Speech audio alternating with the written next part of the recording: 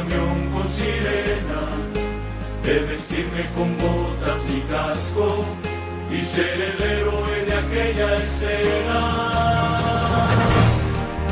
Ha pasado el tiempo y comprendo que ese sueño que tuve de niño es un don que me vino del cielo, atender al llamado de auxilio.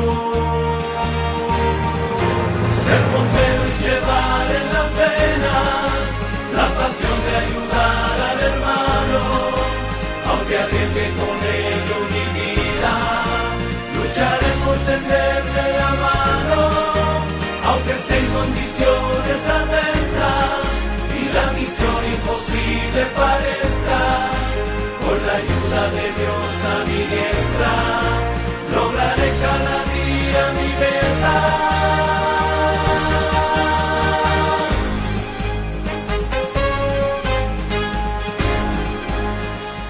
Se está culminando de manera satisfactoria con el curso de la primera Brigada Infantil de Bomberos Municipales Departamentales de Santa Cruz del Quiché. Un total de 30 niños comprendidos en las edades de 6 a 12 años pues recibieron el curso durante 3 meses, los cuales pues recibieron lo que es combate de incendios, atención prehospitalaria, cabullería, rescates, disciplina, organización y marcha. Cabe destacar de que pues los niños fueron muy aplicados y aprobaron todos los cursos, prueba de ello es de que se están graduando el día de hoy. Agradecer a los padres de familia por haber confiado en bomberos municipales.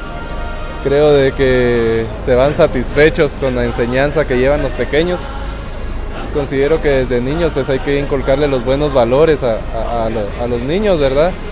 Y con esto pues podremos lograr de que nuestra Guatemala cambie. Llevó 3 meses, ellos están capacitados como normalmente los grandes, que recibieron toda la preparación necesaria para poder atender cualquier evento. Nos sentimos muy contentos porque nosotros pues esperamos de que todos estos niños y estas personas sean personas que todos los días pues despierten pensando a quién van a ayudar, a quién van a salvar y no pues pensando a quién van a matar o a quién van a asaltar.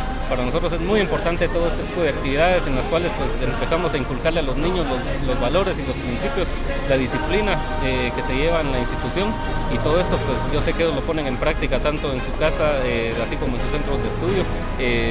Muy contentos, la verdad muy contentos por esta actividad.